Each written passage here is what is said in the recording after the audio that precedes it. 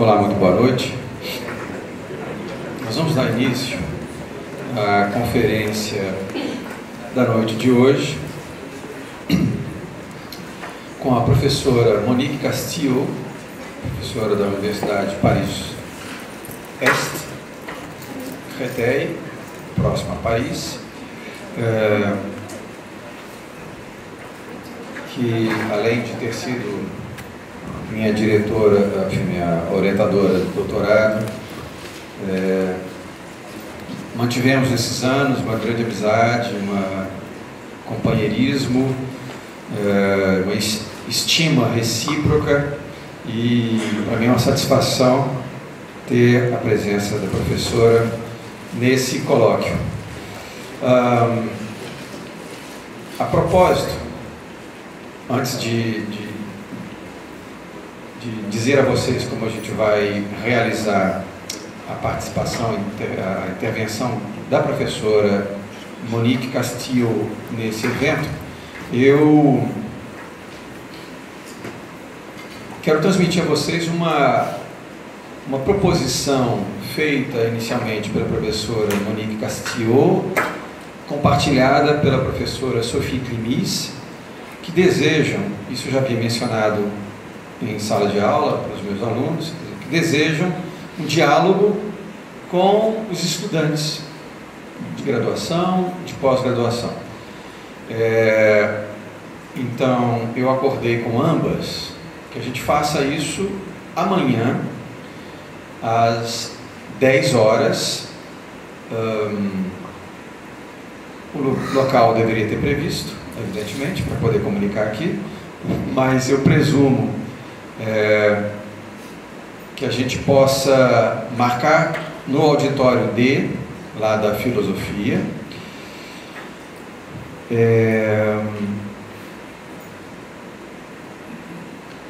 Se for o caso da gente deslocar para um outro auditório também do Chinchilla, a gente faz isso juntamente, ok? Então vamos marcar em princípio lá auditório D. Então a partir das 10 da manhã, inicialmente a professora Monique vai propor a vocês algumas pistas de estudo, algumas questões para desenvolvimento, como proposição de pesquisa propriamente. Então de 10 às 11, de 11 ao meio-dia, a professora Sophie Climis também abre aí um espaço para diálogo, para interlocução, seja para retomar questões da fala dela, que aconteceu na noite de ontem, seja para explorar outros aspectos, outras questões a partir da obra de Castoriadis. Então, aqueles que tiverem condição e desejo, então amanhã, às 10 da manhã, tá? A gente se organiza lá no auditório D do Chinchilla. Bom, o título da conferência da professora Monique Castillo é Psicanálise e Democracia, Cornelius Castoriadis, Psicanálise e Democracia. Nós tínhamos originalmente programado uma tradução consecutiva, tal como feita ontem. Depois a própria professora Monique sugeriu e solicitou a tradução do texto. Então, combinamos que o texto traduzido pela professora Lilian, eu comecei também, a Lilian disse, olha, estou aqui finalizando, então ótimo, já agradeço, professora Lilian, a tradução do texto da conferência da Monique. Então, feito isso, o combinado foi, nós projetaríamos o texto em português e ela faria a conferência em francês, e aí eu acompanharia, não é, a fala dela projetando o texto em português. Ela disse depois que o mais simples seria eu fazer uma leitura do texto já traduzido e depois, aí, obviamente, quando abrirmos o espaço para as questões, evidentemente ela vai responder em francês, e a gente vai fazendo essa mediação, né, traduzindo as questões de vocês para a professora e as respostas dela a vocês. Bom,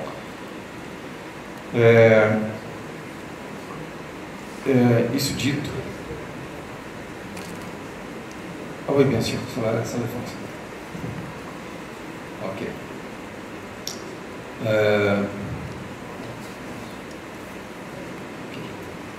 Então,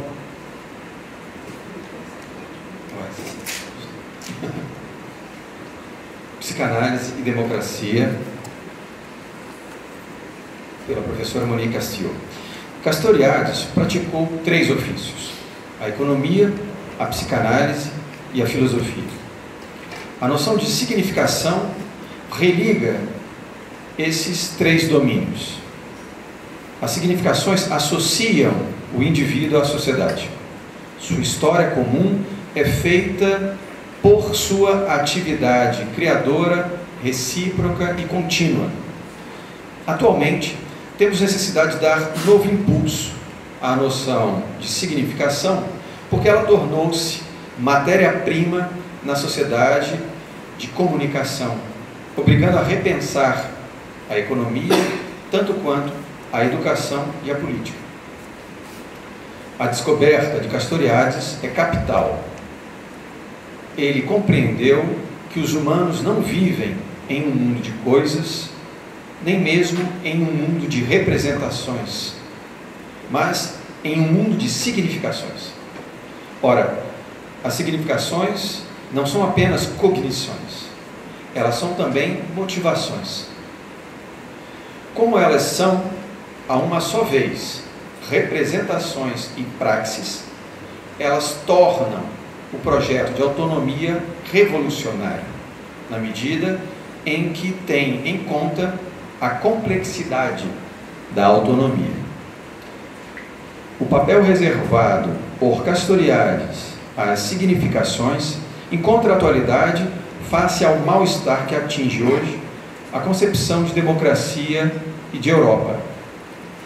Para justificar esta interpretação, apresenta a professora 3 momentos de reflexão. Primeiro, porque é necessário compreender a vida social pelas significações que a levam a superar-se, mais do que pelas razões que a fazem o resultado do passado.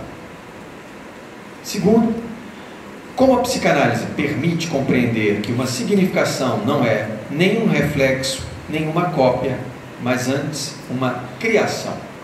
Terceiro, que a democracia é o regime trágico da autonomia contínua, da autocriação contínua, o que explica a tentação de evitá-la. Primeira parte do texto. A auto-instituição da sociedade. A realidade social se alimenta das significações coletivas que fazem viver ao falarmos, ao trabalharmos e também ao criticarmos as instituições.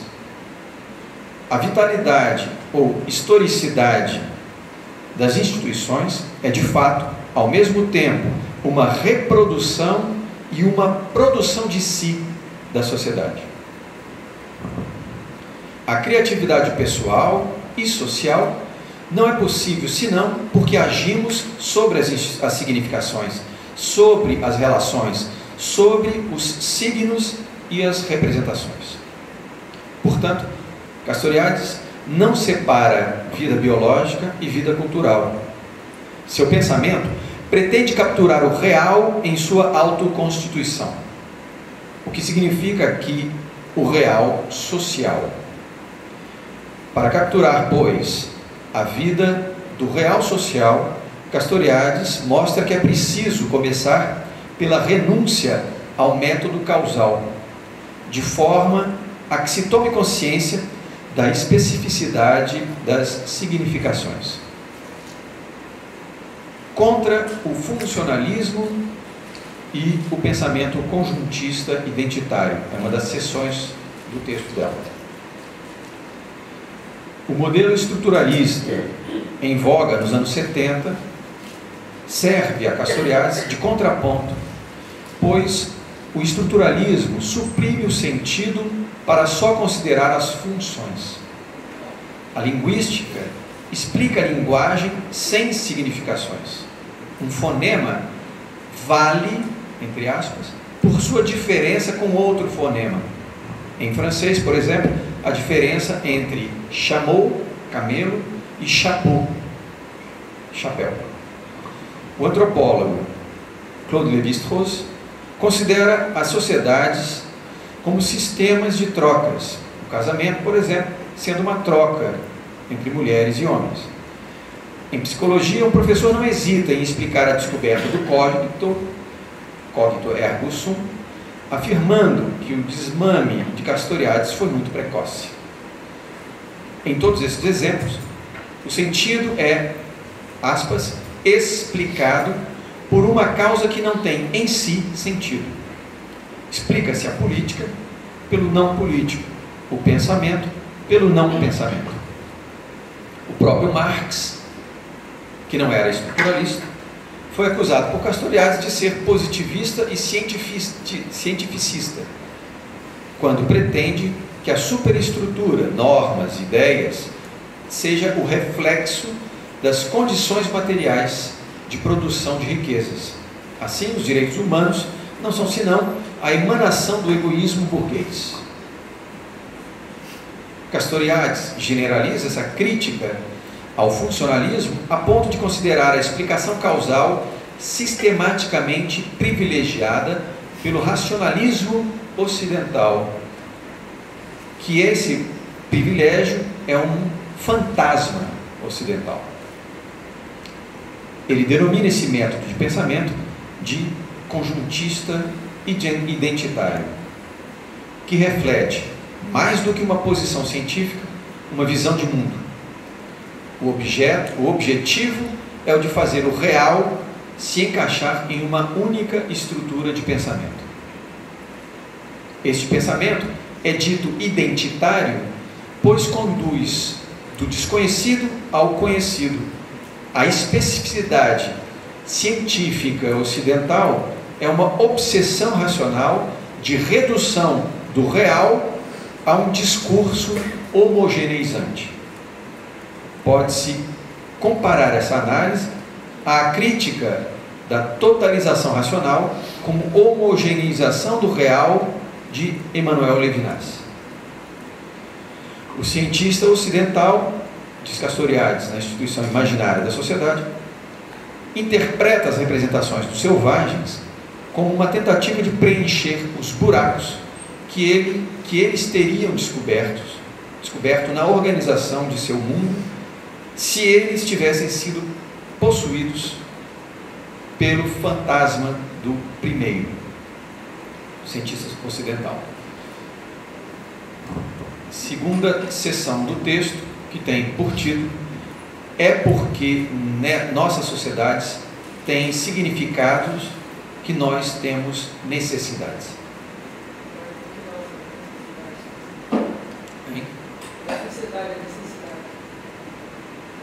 É porque nossas necessidades têm significado que nós temos necessidades. Basicamente. Falou sociedade. Foi? Tudo bem. O causalismo, ou funcionalismo, é, pois, um obstáculo epistemológico à apreensão da vida das significações.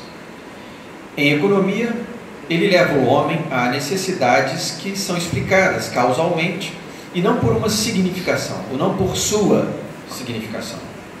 Ter fome, ter frio, se reproduzir, são afecções comuns ao humano e ao animal. Mas essas necessidades só existem socialmente por sua significação, explica Castoriadis. Elas são integradas ao mundo que as faz existir porque esse mundo fornece sentido à satisfação. Uma necessidade ou um desejo é uma experiência coletiva, assim como uma experiência singular e estritamente pessoal. Então, as necessidades são humanizadas e se transformam em significantes em virtude de sua socialização. Citação de Castoriadis, da obra A Instituição Imaginária da Sociedade. A humanidade tem fome de carros e de televisão. Ela teve fome de poder e fome de santidade. Ela teve fome do místico e do saber racional, de amor e de fraternidade. É preciso uma boa dose de cretinismo para pretender que ela inventou todas essas fomes porque não conseguia trepar o bastante, copular o suficiente.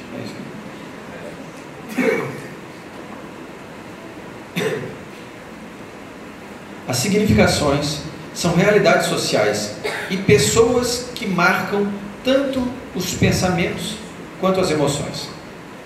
Quando nos revoltamos, não somos como indivíduos estranhos à sociedade. Somos indivíduos que contestam sua sociedade com as significações que essa sociedade colocou à nossa disposição. A história social se faz através dos usos que fazemos das significações que ela criou, que são vividas sob o modo da adesão a um imaginário social. O humano organiza sua percepção do real porque possui a possibilidade de significá-lo. Para uma sociedade, o ser nada mais é do que ser que se pode denominar o ser assim, diz Castoriadis. A realidade exterior não existe jamais em si mesma. Ela é sempre um ser em relação a alguém. Ver é ser capaz de fazer ver. Ver é reconhecer o que é visível para uma sociedade determinada. As sociedades não olham todas e não veem todas as mesmas coisas, o que os tradutores bem o sabem.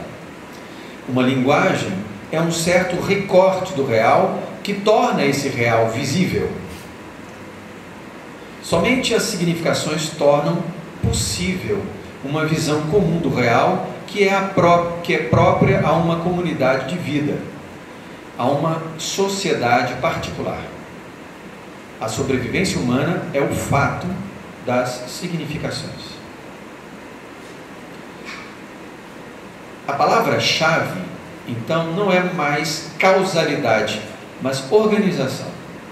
Uma sociedade se constitui organizando seu modo de funcionamento por meio das significações que incluem o indivíduo em sua própria autocriação.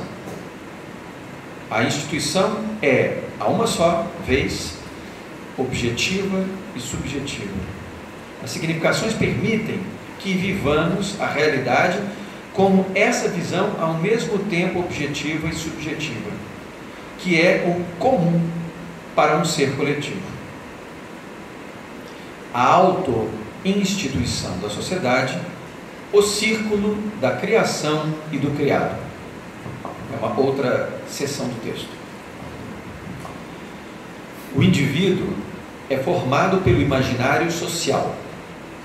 O progresso, o mérito, o trabalho, tudo isso concede sentido a seus investimentos psíquicos e morais.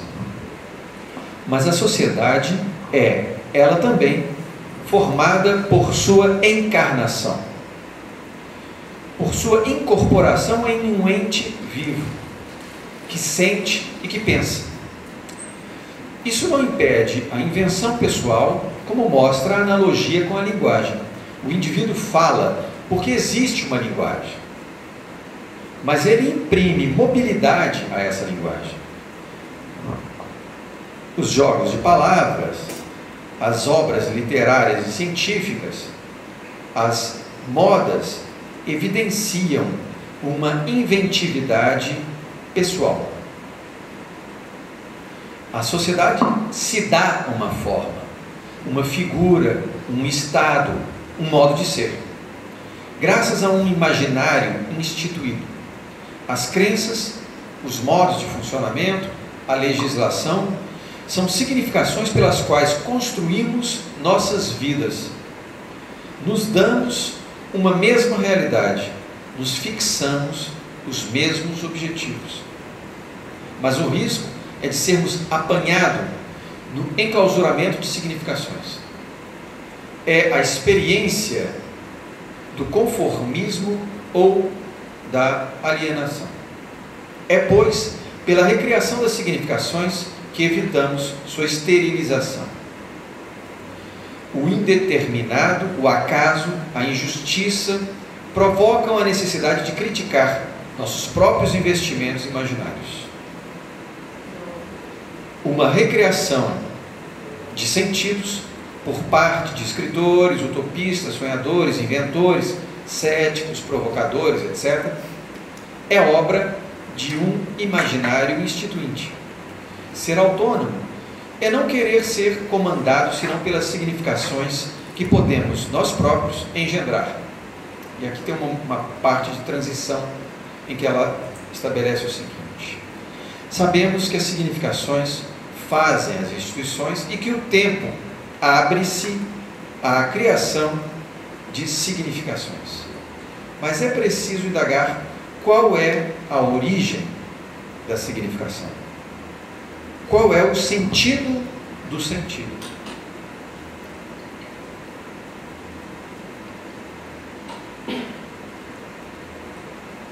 Segundo momento do texto, que tem o título Castoriadis, psicanalista. A imaginação radical.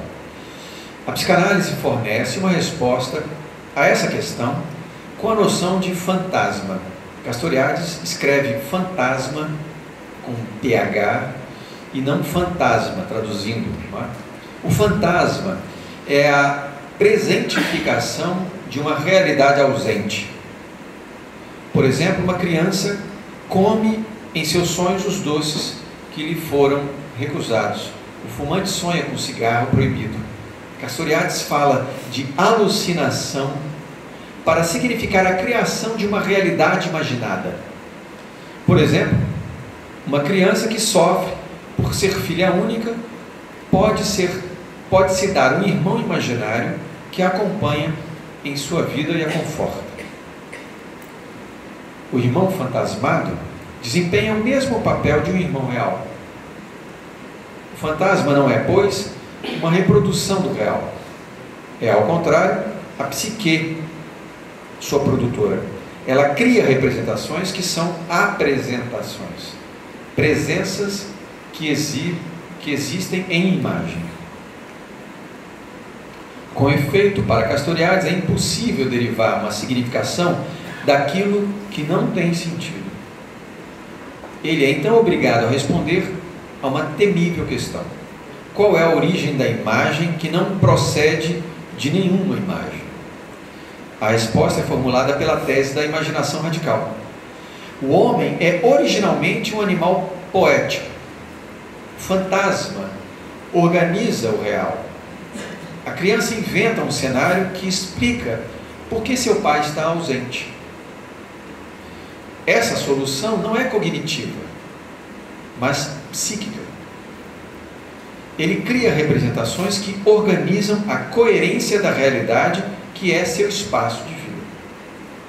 No entanto, a psicologia não explica o fantasma como o que sucede a uma falta, como reação a uma situação. Não como uma invenção radical. Perdão, é porque é uma questão. Vou ler. No entanto, a psicologia não explica o fantasma como o que sucede a uma falta, como reação a uma situação, e não como uma invenção radical e estritamente original. O raciocínio mais corrente estima que se sente falta daquilo que não se tem. Disse, por exemplo, que a criança sonha com o seio de sua mãe porque dele tem necessidade. Raciocínio utilitarista, funcionalista e positivista. Ora, essa explicação não explica nada. Como é possível sentir-se falta do que não se conhece? Como uma criança dos trópicos poderia sentir-se privada de uma árvore de Natal se jamais viu um pinheiro e se ignora a sua significação festiva, os presentes que se trocam e as emoções familiares que isso suscita? Na verdade, o sentido só pode nascer do sentido. A falta não é ressentida porque foi precedida pela experiência de plenitude e de total satisfação. A experiência primeira do desejo não é a falta, pois que, em caso contrário, eu não poderia saber que algo me falta, mas a plenitude. Outra seção do texto, intitulada O Imaginário Precede o Real, a loucura unificada. A experiência de plenitude é anterior à razão e o sonho de totalização, que é a mais alta visada da atividade racional, dele deriva. Kant e Hegel disseram, cada um deles à sua maneira, o quanto a racionalidade é unificadora. A lei da atração universal de Newton testemunha, segundo Kant, o ideal de razão, que é o de unir o conjunto do real em uma mesma inteligibilidade legisladora. Unir os contrários é, para Hegel, a mais alta vocação da razão. Reconciliar, unificar, reunir também, definem a mais alta visada ética e política. Citando Marx e Engels, na frase que vem lá do Manifesto do Partido Comunista, proletários de todo mundo, univos. Para Castoriadis, o tropismo da união tem uma origem física, e essa loucura unificadora se explica de maneira psicanalítica. Ela remete ao autismo primeiro, ao narcisismo primário, que caracteriza a experiência da criança. Castoriadis retoma uma fórmula freudiana, eu sou o seio, e assim a traduz. O primeiro objeto da libido é o isso, eu. O bebê não é submetido à unidade, ele faz dessa unidade, originalmente, objeto de gozo. Sua imaginação faz verdadeiramente ser o fantasma da totalidade fusional como satisfação em uma identidade anterior a qualquer falta. O infans não pode sentir, quer dizer, a criança não pode sentir falta do seio porque ele foi o seio. O que Castoriadis justifica considerando que o fantasma não é um objeto, mas uma cena onde o sujeito desempenha o papel que satisfaz seu desejo. Uma criança encolerizada não se contenta em formar projetos de vingança. Ela encena a punição nada invejável que pretende impor a seu inimigo.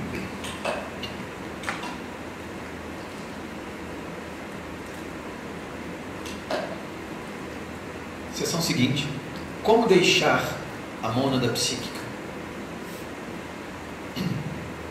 O autismo primeiro inspira, portanto, ulteriormente os sonhos mais ambiciosos, mais loucos ou mais perigosos, atingir a onipotência que permite unir a totalidade do ser e a totalidade do sentido. É preciso que a mônada psíquica originária seja rompida para evitar a psicose ou a morte, no caso do bebê que sofre de anorexia. Nascer para o mundo de trocas, que é o das significações, e para a vida pública é como a violência de um segundo nascimento. A criança deve constituir-se como um ser simbólico, um ser que recorre às significações para se fazer compreender e para compreender os outros. É possível não fazer aqui é impossível não fazer aqui alusão à bela e concisa fórmula pela qual Castoriadis descreve o papel da mãe nesse processo. O que é a mãe? Ela é a delegação junto ao bebê, tanto da sociedade existente, quanto de 3.000 anos de hominização. Ela, de certo, está presente com seu inconsciente, que age sobre a criança de modo decisivo. Mas esse inconsciente, ele mesmo, o inconsciente materno, foi fortemente trabalhado por toda a socialização pela qual a mãe passou. Não fosse essa socialização, ela não teria sido mãe. E, em todo caso, ela não teria podido ensinar a criança a falar.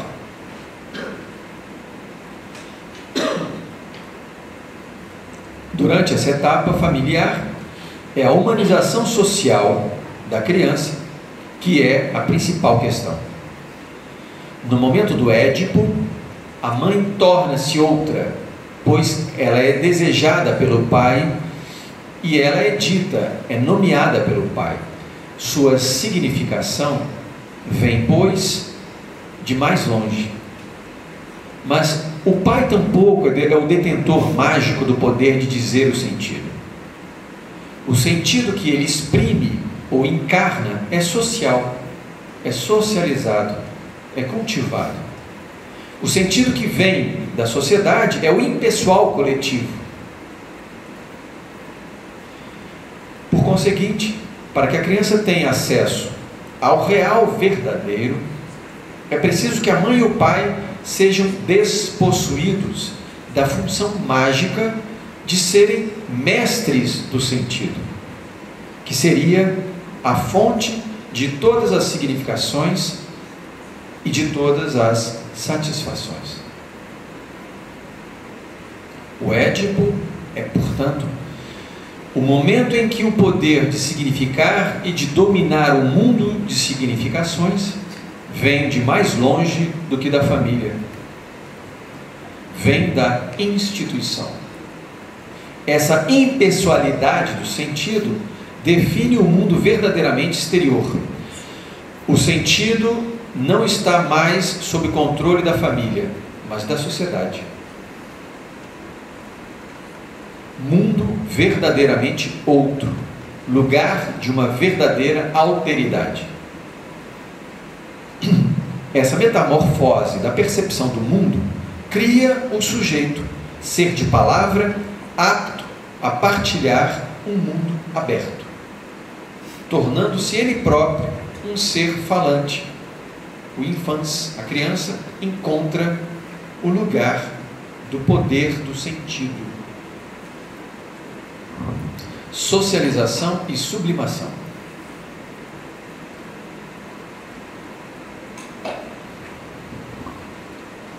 A sociedade humaniza, assim, a psique selvagem, bruta, louca do recém-nascido, e lhe impõe um conjunto de obrigações e limitações. Para reconhecer a realidade da existência dos outros e subordinar seus desejos a regras, a psique deve renunciar a seu egocentrismo absoluto e à onipotência de sua imaginação e aceitar as significações sublimadas e ao mesmo tempo, a morte em nome de fins sociais. Dessa forma, a sociedade consegue desviar, orientar e canalizar em um grau impensável, ainda que jamais exaustivamente. Então consegue desviar, orientar e canalizar as pulsões e os elãs egóticos para atividades socialmente coerentes, para um pensamento diurno, mais ou menos lógico, etc. Eis como a socialização impede a loucura. Mas ela não deve ser compreendida de maneira punitiva e repressiva. A sociedade só consegue canalizar as pulsões, os desejos egóicos e associais, atribuindo-lhes uma significação que permite a sublimação. Por exemplo, é a representação cultural da imagem da mãe carinhosa que freia o fantasma da mãe objeto sexual. A instituição social deve, portanto, fornecer sentido à vida psíquica. E é exatamente porque a satisfação do desejo é possível pela significação dos objetos do desejo que há sublimação. Há sublimação quando o prazer de representação supera o prazer do órgão, ou prazer de órgão. A representação sozinha que dá satisfação. E a sobrevivência biológica é, desde o princípio, simbólica. Se parentes muito angustiados entopem um bebê para que ele jamais tenha fome, eles correm o risco de engendrar um psicótico, mas jamais um bezerro de aspecto humano. Citação de Castoriadis, essa frase, parte final. Assim, a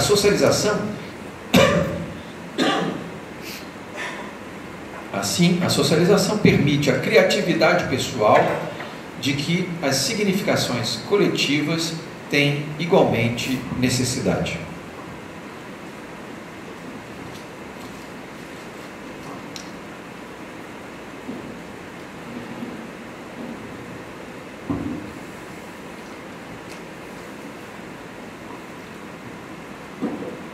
Terceira parte do texto, a democracia. A democracia é o regime que institui leis pelas quais a comunidade deseja governar-se, e é o regime que faz a crítica das leis e de sua transformação possível sua dinâmica própria. A autocrítica e autotransformação são atividades democráticas. A democracia, regime trágico. Primeira seção da terceira parte. A democracia é um regime trágico porque ela repousa sobre a liberdade. A democracia repousa exclusivamente sobre as opiniões dos homens.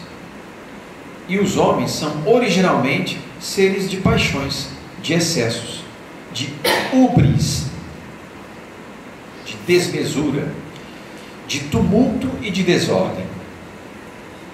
Os humanos são, pois, condenados a se autolimitar para erigir o universo político.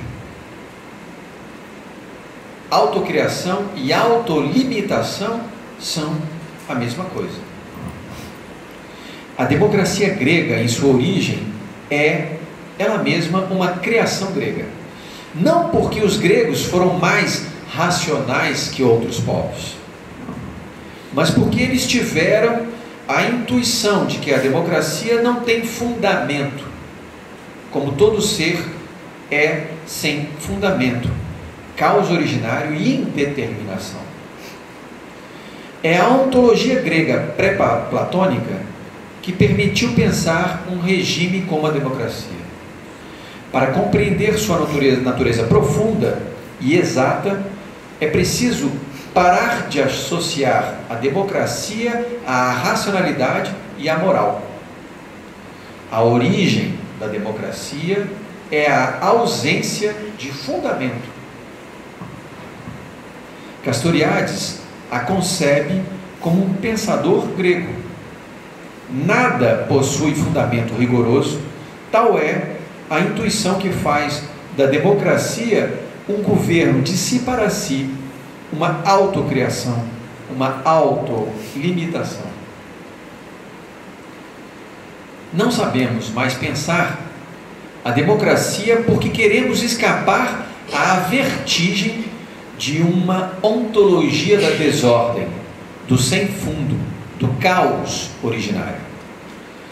Então inventamos uma ciência da história, como fez o comunismo, para justificar a democracia como totalitarismo, solução dessa lei da história que ele nomeia, o comunismo totalitário, de luta de classes. Ou inventamos leis de mercado para impor à democracia uma ordem a ser respeitada. Nada disso impede que a democracia repouse unicamente sobre a opinião, doxa, e, portanto, sobre as paixões, emoções e convicções. Um certo caos inevitável. De modo geral, a humanidade morre de medo e foge do caos por meio da alienação que Castoriadis chamava fechamento ou enclausuramento cognitivo da sociedade.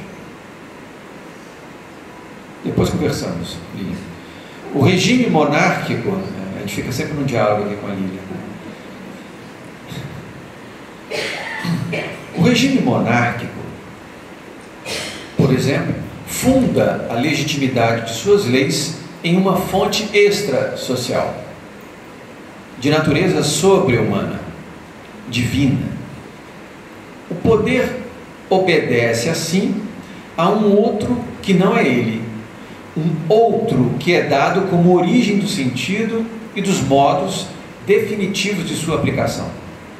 O fechamento do sentido, como prefere Lília, o sentido entendido como indiscutível, funda, dessa forma, a paz social em uma inércia política durável.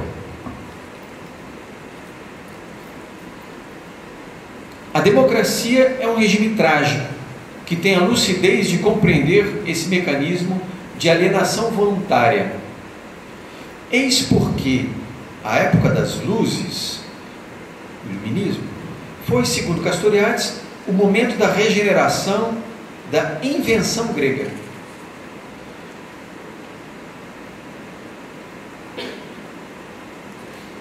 Pensar por si mesmo, entre aspas, põe a inteligência à distância das fundações fantasmáticas da política.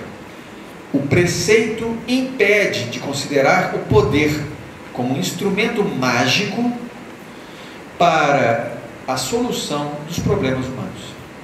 A democracia é fundada na autonomia em um sentido trágico. A autonomia que não é somente a conquista da responsabilidade contra o egoísmo, o que é a acepção kantiana da autonomia, mas autonomia limitada pelo fato de que nenhuma ordem e nenhum sentido de mundo nos são fornecidos e que a ausência de lei nos obriga a nos darmos nossas leis. Em democracia não há criador supremo.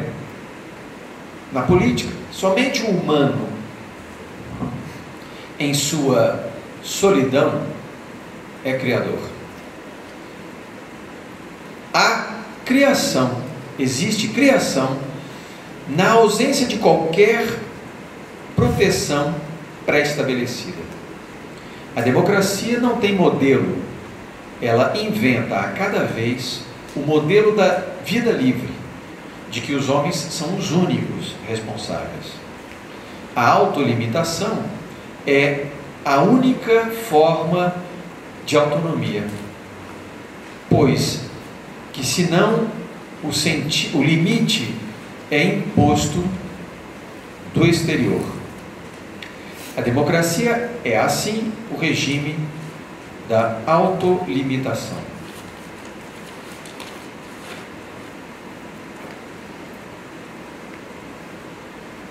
Como podemos, e aí eu já adentro aqui a conclusão, que a professora intitula Conclusão e Abertura. Como podemos repensar a democracia sob as bases da teoria castoriadiana da significação? Uma hipótese de trabalho pode ser proposta. superar o reino da opinião, pois a opinião não é o povo, e encorajar a responsabilidade da expressão pública das ideias. A liberdade e opinião é paralisada pela desconfiança em relação às instituições, pelas confusões e amálgamas, pela desinformação, pelo ressentimento e pela dissolução da cultura.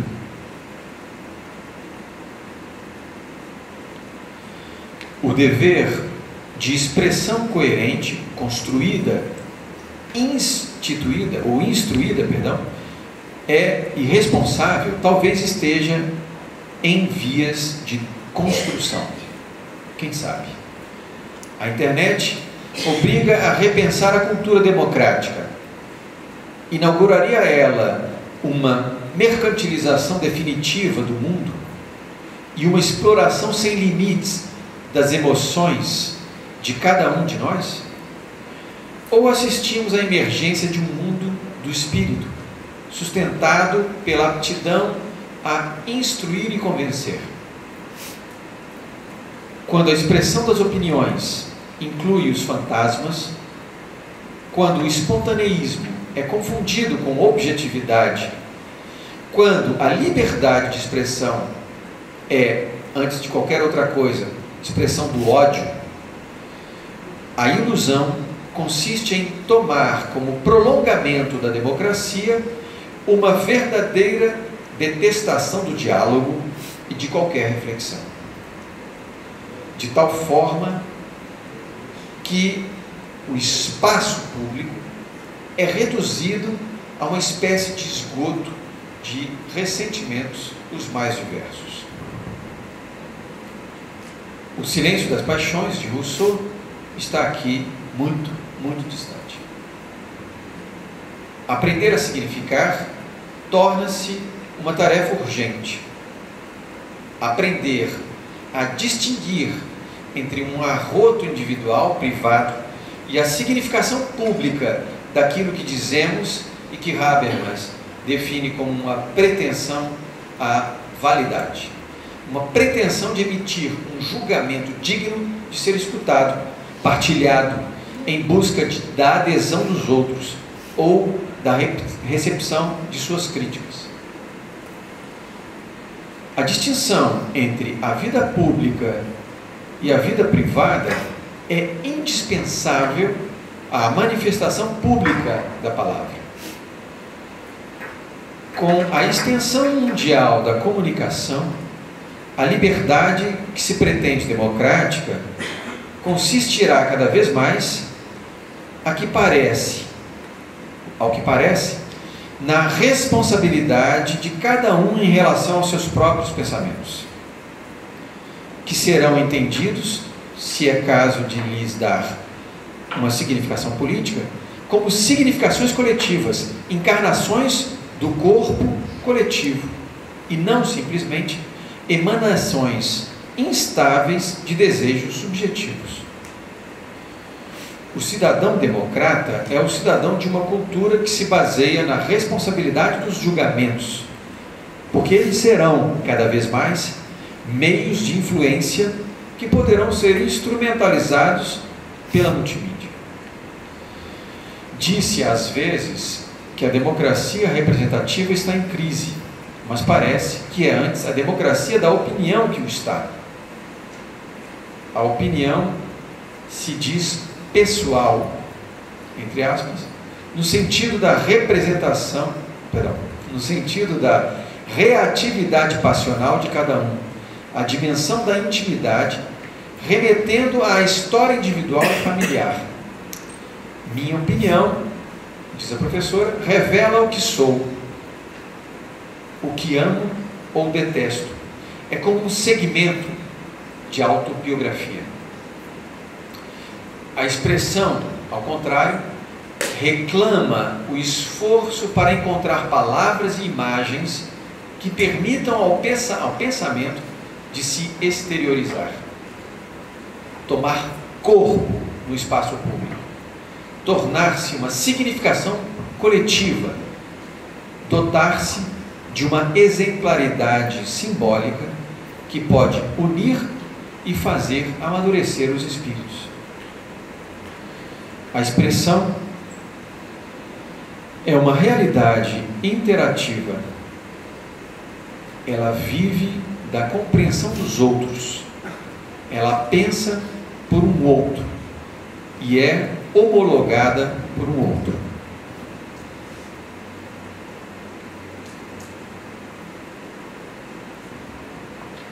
A opinião marca a adesão a uma ideologia. Ela é seu espelho ou sua cópia.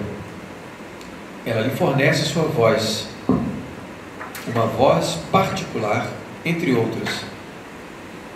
A expressão, ao contrário, é um trabalho que traz à existência uma palavra que responde a outras palavras, que tece assim a experiência consciente de si de uma comunidade, ao tomar para si a responsabilidade da inteligência de sua própria história.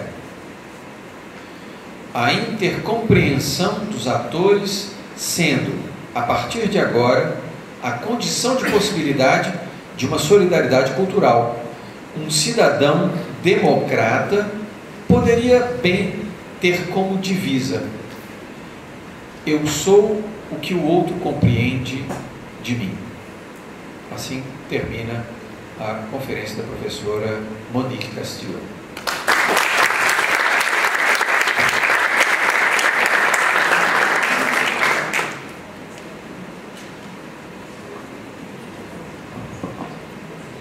Bom,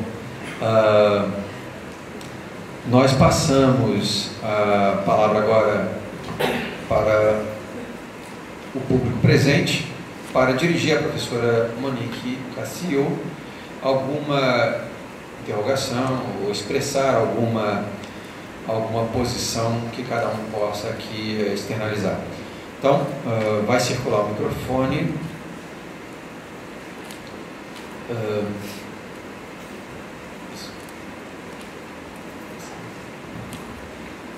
Então está aberta aí a palavra. Quem quiser pode também tomar esse microfone aqui. Boa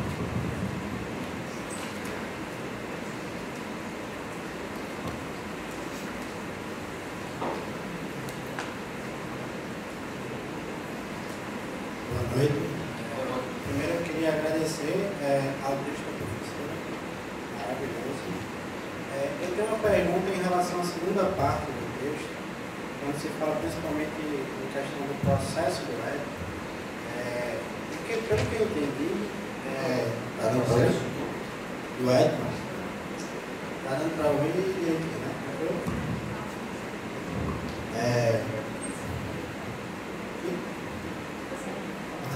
Pronto? O processo do... Me parece que no texto, quando ela fala sobre esse momento do ético, é mais um ético freudiano, né? A base da psicanálise. E também eu senti que isso traz um pouco de peso em estabelecer um momento específico, né, no ético freudiano, essa espécie de autonomia do ser e essa libertação da figura materna e paterna como pessoas que trazem um sentido externo ao sujeito.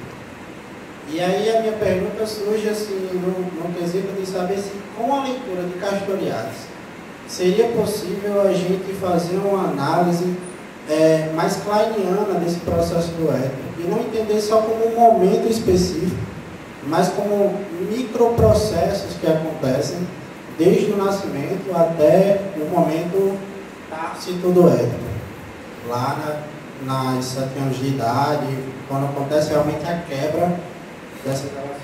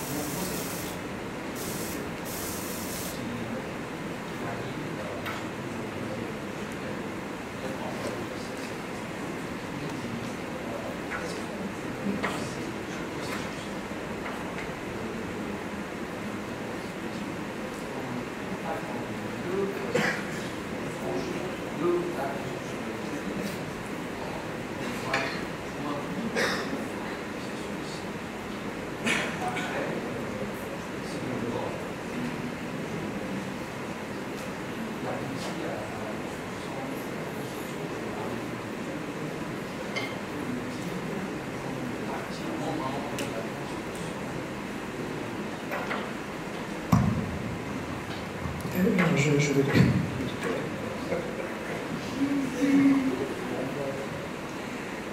Pour le dire rapidement, puisque sinon ce serait un exposé, l'originalité de Castoriadis, enfin c'est la lecture que j'en fais, hein.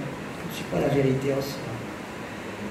L'originalité de Castoriadis, c'est de ne pas comprendre la psyché de l'enfant comme ce que l'enfant subit, c'est-à-dire des représentations extérieures qui viennent en quelque sorte se graver en lui, mais comme ce que l'enfant fait.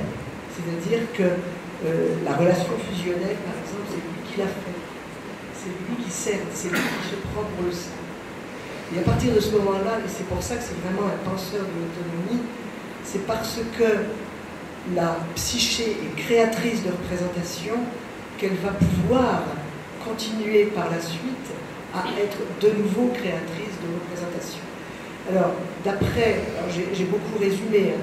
Ce qu'il faut comprendre pour Castoriadis, à mon avis, dans l'Oedipe, c'est que l'Oedipe fait passer de la mère comme celle qui détient la clé du monde, au père comme celui qui détient la clé du discours, mais surtout, et c'est là la phase évidemment centrale, au fait que l'origine du sens n'est pas dans les parents, mais dans l'impersonnel collectif.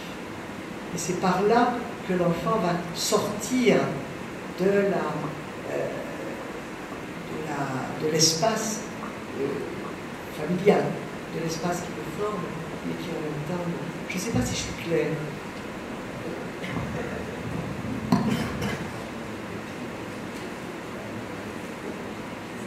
D'abord, le clé de jouissance, le père, mais surtout, ils ne sont pas les détenteurs du sens. C'est ça. Voilà, ils ne sont pas les détenteurs.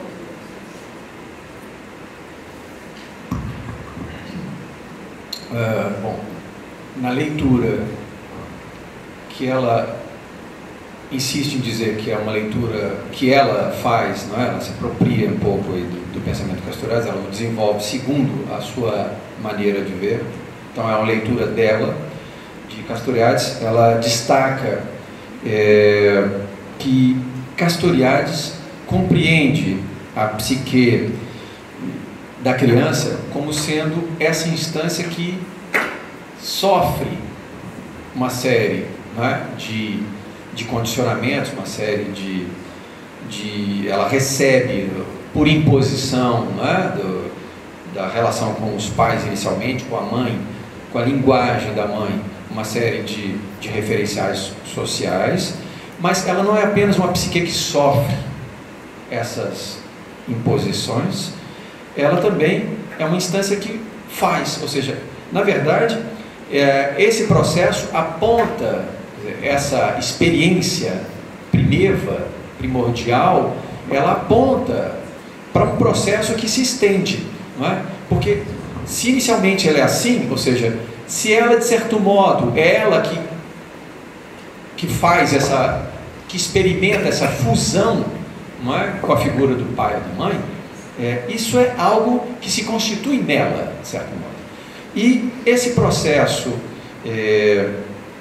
que se abre a ela e que vai, aí sim, poder desembocar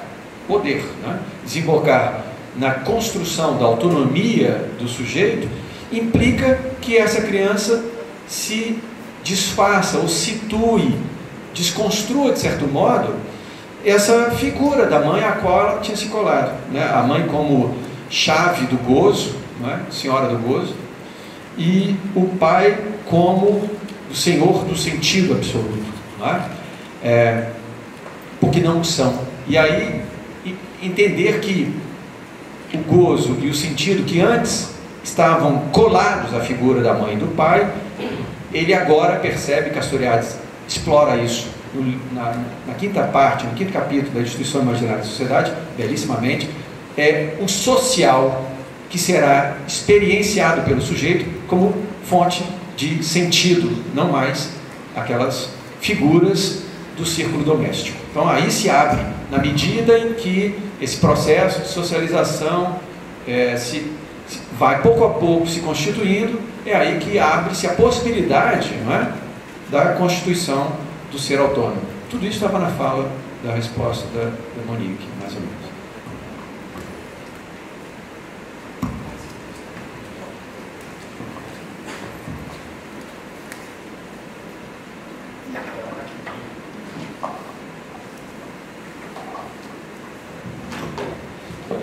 Boa noite. Em primeiro lugar, gostaria de agradecer à professora pela conferência, muito gostei. E a minha questão é a seguinte: uma das fórmulas do Castoriadis para falar da autonomia, uma que aparece na obra A Instituição Imaginária da Sociedade, é que a autonomia deve ser compreendida como uma outra posição ou uma nova posição do sujeito face ao discurso do outro. Não é? Uma fórmula que tem aí um diálogo implícito ou explícito com Lacan, uma teoria psicanalítica no Lacan, e ele dirá também que essa nova posição face ao discurso do outro deve ser entendida como uma destituição do outro de sua onipotência imaginária a propósito de seu poder sobre a produção das significações. Eu perguntaria, em tempos de internet, para dialogar com o que a senhora trouxe no final da conferência, em tempos de internet, de Facebook, Instagram, o que significaria para nós constituir uma outra posição face ao discurso do outro, para a construção da autonomia? Obrigado.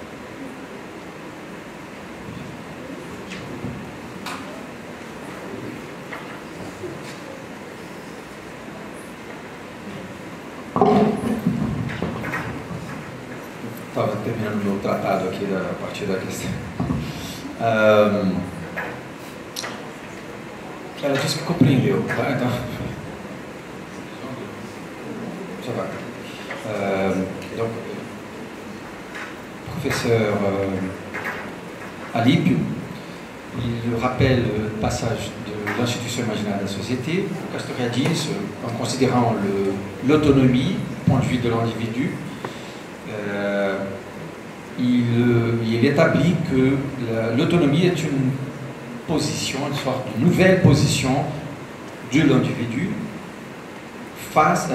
vis-à-vis du discours de l'autre. Dans ce cas-là, dans la psyché de l'autre en lui-même. Donc une possibilité de déconstruction, destitution de l'autre ou de son pouvoir imaginaire sur l'individu. Donc, à propos de la dernière partie de ta conférence sur l'Internet, tout ce qui est de médias qui font partie de notre quotidien, etc. Donc, dans ces temps où l'Internet crée l'espace de convivialité, de dialogue, d'échange, etc. Qu'est-ce que signifie constituer autre position de la signification de l'autre? C'est la fin de...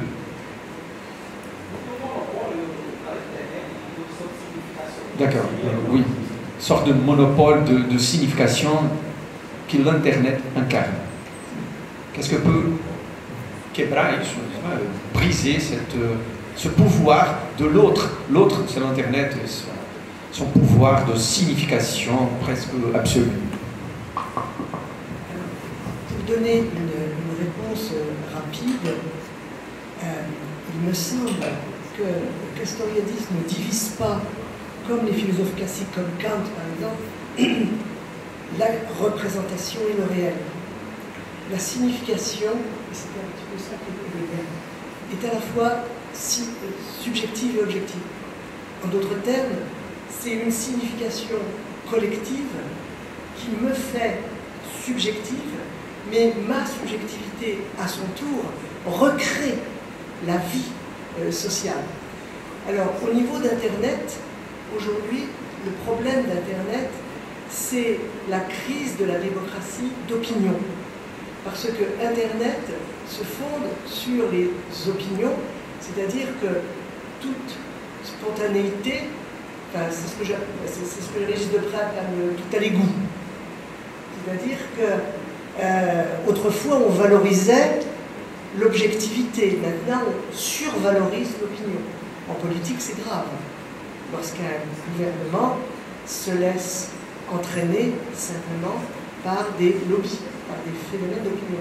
Alors ce que je veux dire, c'est que la démocratie d'opinion est malade. En revanche, arrive la démocratie d'expression. Et l'expression, je l'analyse un peu avec Trotsky. C'est-à-dire que l'expression est un travail de création de mots, de création de phrases qui n'a de sens que par un autre et pour un autre. C'est cela qui me paraît régénérer justement la possibilité démocratique, non pas par l'opinion qui elle fait en fait ce que Rosa Vallon appelle de la contre-démocratie, puisque l'opinion ne cesse de vouloir détruire toute institution, mais au contraire ici de retrouver précisément par la création intersubjective du réel la véritable ressource vivante qu'est la signification. Excusez-moi, c'est un peu long, mais c'est vrai que c'est très philosophique. Ok, vou tentar resumir um pouco. Ela diz que Castoriadis não opõe, e essa é um ponto forte do pensamento do autor, né, do filósofo, não opõe significação irreal ao que ela comentou à parte. Talvez seja também uma pista de aproximação a Hegel. E que essa significação é obra do coletivo, não é? Ela é obra do coletivo anônimo, mas ela constrói o sujeito, e a subjetividade desenvolve-se, né, estabelece-se nesse processo em que o indivíduo se apropria disso, não é? E, considerando esse aspecto, podemos dizer a partir da fala da professora que essa apropriação e a expressão disso que o indivíduo, construção social, pode estabelecer, quer dizer, a forma mais ou menos lúcida que ele faz dessa apropriação, poderá dizer da sua experiência mais ou menos autônoma, não é? Que é justamente, e aí retomando a fala dela, é justamente essa relação do indivíduo com o social. E, particularmente, no que diz respeito à questão que o professor Alípio levantou sobre esse predomínio da internet, esse poder, né, de significação, digamos, o que ela alerta é que, perigosamente, nós vemos que, contrariamente ao que antes se afirmava, que os discursos deveriam primar pela objetividade, né, buscava-se sempre isso, exigia-se sempre isso no espaço público, etc. Agora, reivindica-se, ou pelo menos pretende-se que a espontaneidade dos discursos é que deva valer como tal, né? E essa espontaneidade, ou uma sobrevalorização da opinião no espaço público, no âmbito político, pode ser extremamente nocivo. Porque, disse a professora, a opinião agora que circula, não é? A opinião que circula nas redes sociais, etc., etc., ela não necessariamente visa construir o entendimento social, visa construir as instituições, ela visa, às vezes, muitas vezes, apenas semear o caos, a confusão, o ruído, etc., etc. Então, se por um lado, diz a professora, se por um lado a democracia da opinião está doente, é isso que ela diz, por outro lado, isso deve nos conduzir em direção a uma democracia da expressão. Porque se a opinião é descompromissada, muitas vezes responsável, etc., uma democracia da expressão permitiria a construção de um espaço de relações intersubjetivas em que as posições pudessem ser, aí sim, se estabelecer como trocas entre os sujeitos, entre os agentes, e colaborar dessa forma com enfim, a consolidação do espaço público, a criação de fato, ou recriação das instituições sociais. Então, ela opõe, nesse caso, então, a uma democracia da opinião, e que isso estaria deixando a sociedade doente, a uma democracia da expressão. Simplement un mot pour Internet. Avec Internet, toute réalité est exprimée. La réalité, c'est ce que dit le médecin, c'est ce que dit le reporter, c'est ce que dit le géographe, c'est ce que dit le militaire, c'est ce qui est dit. Par conséquent, la réalité comme réalité de l'expression, la démocratie peut le faire par l'intercompréhension.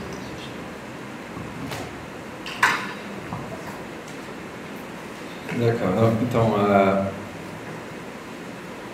o que a internet, ainda a respeito da internet, o que ela nos mostra é que a realidade da mídia, é muitas vezes uma realidade dita, expressa, como tal. E se a gente pensar, então, numa democracia outra que essa da mera opinião, nós poderíamos construir uma realidade da expressão. E aí já não temos mais um real colado a um discurso que se impõe, que não permite justamente essa troca das expressões, verdadeiramente.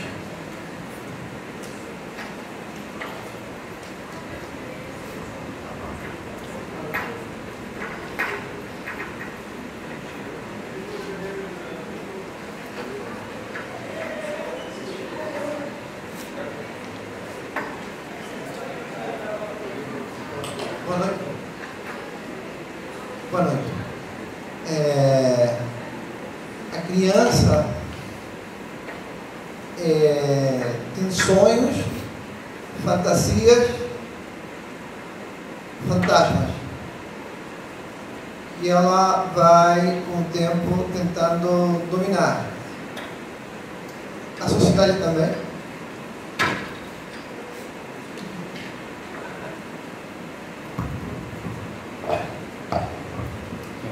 O professor coloca...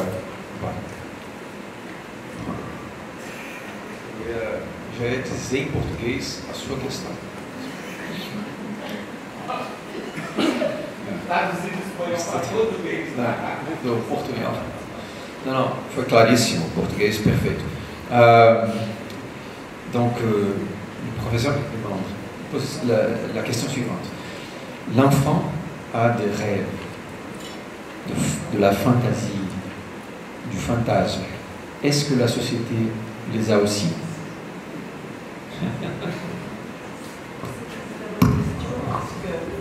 C'est une très bonne question parce que le mot imaginaire a deux sens en français. Ça peut avoir un sens effectivement poétique, créateur, au sens de... mais ça a un sens aussi grave, c'est-à-dire que quelqu'un, au sens plutôt lacanien, quelqu'un peut être pris dans un imaginaire et au nom d'un imaginaire détruire le réel. C'est le phénomène de la terreur, analysé par Hegel et qu'on voit chez les terroristes. Donc la question est très bonne. Donc on va prendre imaginaire au sens imagination. Alors oui, l'enfant a des rêves et je pense que, je n'en sais rien, quand je dis je pense et je ne sais rien, que Castoriadis est aussi du côté de Jung. Jung qui a critiqué le causalisme freudien et il voit la psyché créatrice. Et le bonheur que l'on a de dormir, c'est d'avoir enfin, voilà, le temps est venu de fabriquer des rêves, de fabriquer des images. Alors, pour l'individu, c'est plus facile que pour la société. Ce que fait la société, c'est qu'elle fait un travail d'anticipation créatrice d'elle-même. C'est-à-dire que c'est la philosophie de la vie, presque au sens de Bergson. C'est-à-dire que si la vie se répète, elle ne se crée pas. Et par conséquent, c'est par l'anticipation de soi-même, l'imaginaire de la puissance de se transformer, qu'il peut y avoir mouvement et dynamique.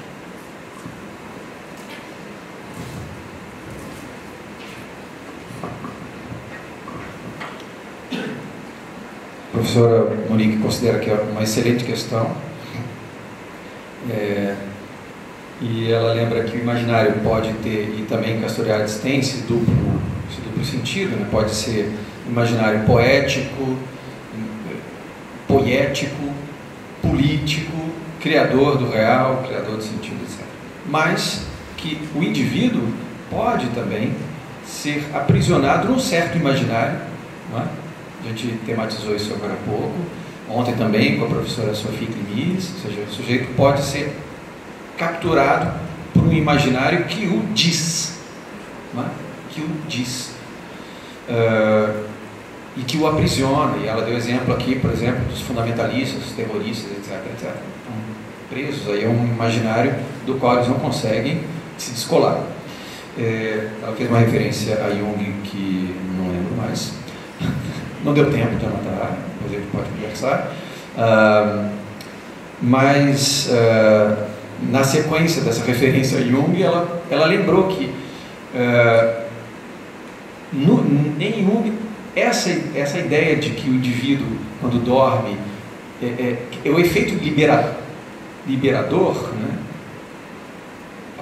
Liberador do fato de dormirmos, quer dizer, chegou o momento em que eu posso livremente dar vazão a sonhar e etc, descolar os enquadramentos sociais e tudo mais. Mas a sociedade também, né, tem sonhos. O que ela diz agora a respeito da sua questão, né, da segunda parte da sua questão, se a sociedade tem sonhos, ela diz que isso participa desse imaginário social, uma espécie de antecipação que a sociedade faz de si mesmo, né, do futuro. Se a gente enclausura esse sentido em formas já fechadas, né, encerra esse sentido, esse imaginário social, né, e enquadra isso, a sociedade deixa de romper com essa própria bolha que ela criou sem saber, talvez, né? Mas é isso, o sonho participa dessa atividade do imaginário social histórico, dessa possibilidade de autocriação da sociedade.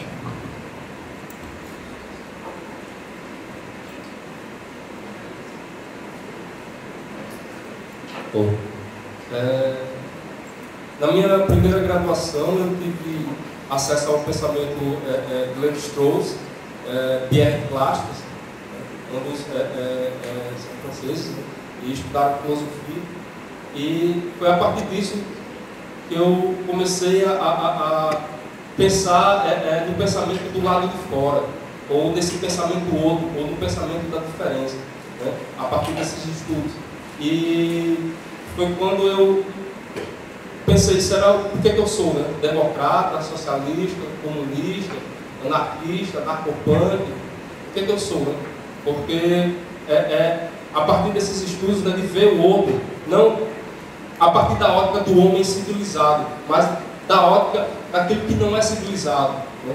Porque, um exemplo, no livro A Origem da Família e da Propriedade Privada, Engels vai falar da origem, né, do fundamento da formação do Estado grego, que estaria assentada em discursos que se apropriam do potencial inerente aos povos para falar dos povos, mas já não é mais povo. Então você fala daquilo que você não é, você fala do povo que não existe, né? E no caso, quando Pierre Clastres ou Lévi-Strauss, eles vêm fazer trabalho aqui na América do Sul, eles vêm também levantar essa questão, Que democracia é essa? Que política é essa que extermina esses povos? Né? A outra questão é se você teve acesso às leituras de Guattari e Deleuze a respeito do antiético, porque eles vão fundamentar também uma crítica a respeito da psicanálise radicada do Édipo, onde eles vão colocar o seguinte: a psicanálise está fundamentada numa paranoia, onde já não se sustenta mais essa ideia de teoria do real. Aí eu gostaria de saber se você teve acesso a esses documentos e se Castoriadis também teve acesso a esses documentos, né, produzidos por Deleuze e Guattari.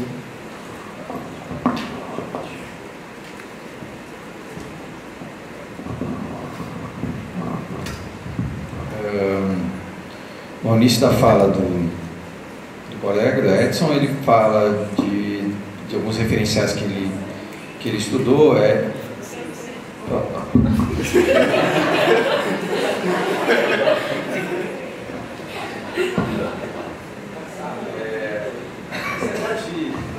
Esse negócio de organizar colóquio, eu digo a vocês, quando vocês se tornarem professores, pensem bem.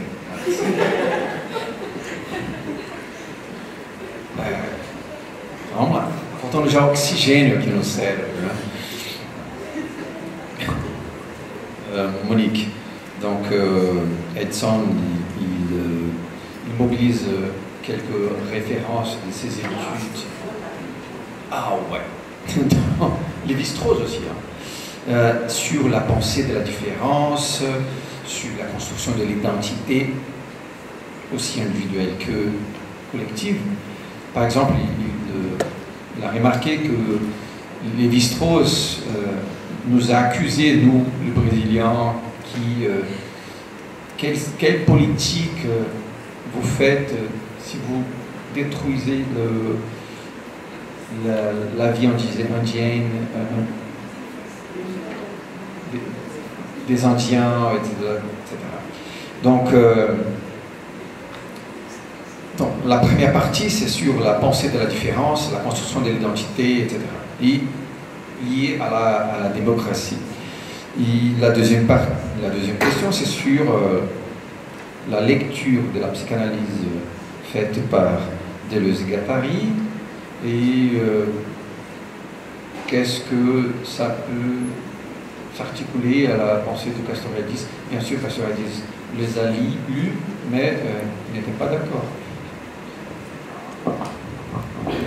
Je ne suis spécialiste d'aucun d'eux. Donc ma réponse est une lecture contemporaine, mais une lecture. Ce que j'apprécie chez Castoriadis sur des sujets comme la différence, les identités, l'Oedipe, la domination de la société par la psyché, etc. Ce que j'apprécie chez Castoriadis, c'est que c'est quelqu'un qui sait penser des choses qui commencent. Au lieu que l'épistémologie des sciences humaines dans les années 60 était une épistémologie du résultat. C'est-à-dire que comprendre, c'était comprendre une réalité psychique, sociale, révolutionnaire, comme un effet. Alors que Castoriadis, c'est une lecture, hein, je ne suis pas un savoir, c'est une lecture. Alors que Castoriadis saisit quelque chose en gestation. Il a le génie de penser la gestation. Et Castoriadis m'intéresse aujourd'hui parce que précisément, avec la technologie qui va dominer bien sûr la planète, tout est résultat, tout est intelligence calculatrice. Alors que nous avons plus que jamais besoin d'une puissance de pensée, alors ça c'est notre même, par l'esprit, c'est-à-dire savoir penser ce qui naît, ce qui se forme, ce qui est en cours. Voilà, alors ce n'est pas une réponse avec les auteurs que vous avez cités, mais c'est, disons, ma réponse sur les sciences humaines, voilà, l'épistémologie des sciences humaines.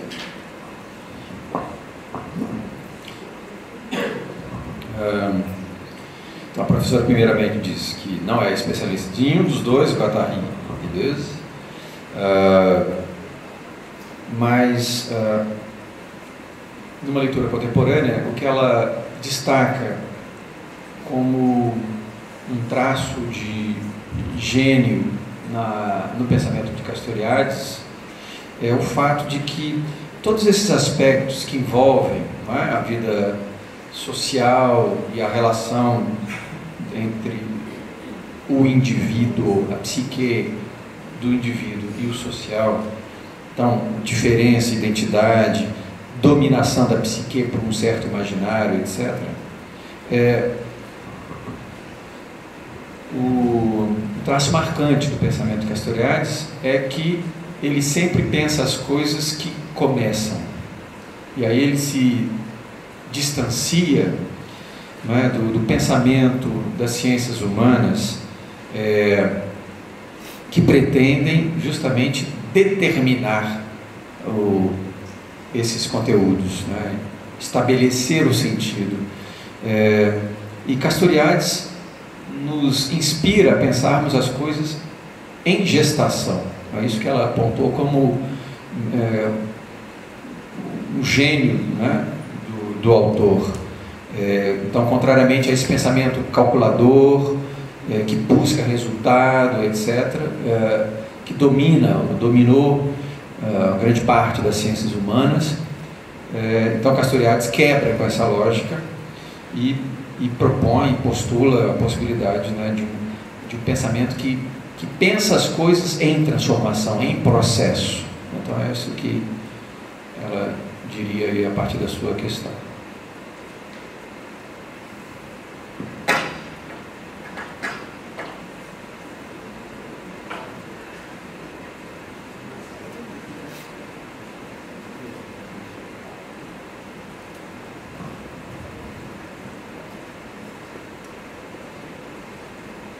Ok. Antes de concluir, não, já disse, né, que amanhã às 10 horas a professora então se abre a um diálogo com os estudantes aqui do curso, de outros cursos também de Ciências Humanas. Então às 10 horas no auditório D, às 10 da manhã a professora Monique Castillo, ela me solicitou isso, uma conversa com os estudantes para propor questões, discutir coisas abertamente, receber indagações, interrogações de vocês também. Então, uma forma também de prolongar esse diálogo. E, em seguida, a professora Sophie Clinis também, que vai estar conosco, ela vai poder também dialogar com vocês, escutá-los e responder a questões que vocês eventualmente possam colocar. Então, às 10 da manhã a gente se encontra. Amanhã à tarde, a partir das 14 horas, nós temos comunicações de estudantes. A partir das 14 horas, às 17 horas, nós temos a segunda mesa do colóquio, que vai ser composta pelo professor Aline de Souza e o professor Helder, que é lá da UERN. Então ele chega para essa mesa às 17 horas. E à noite nós temos a conferência de encerramento com a professora Lilian do Vale, da UERJ, aqui presente, às 19 horas. Então não vai precisar de tradução, a não ser para... Exato, nós já combinamos isso. Então às 19 horas, conferência com a professora Lilian do Vale, que fez já uma palestra essa semana. Quem participou já conheceu um pouco, né, do estilo, dos arroubos, né, de estilo da professora, da sua fala carismática. Acho que todo mundo gostou, então fica aí o convite então, para a conferência de encerramento do colóquio amanhã às 19 horas, tá bom? E a todos que permaneceram e puderam participar, agradeço a professora Monique Castillo, a conferência apresentada aqui hoje. Obrigado.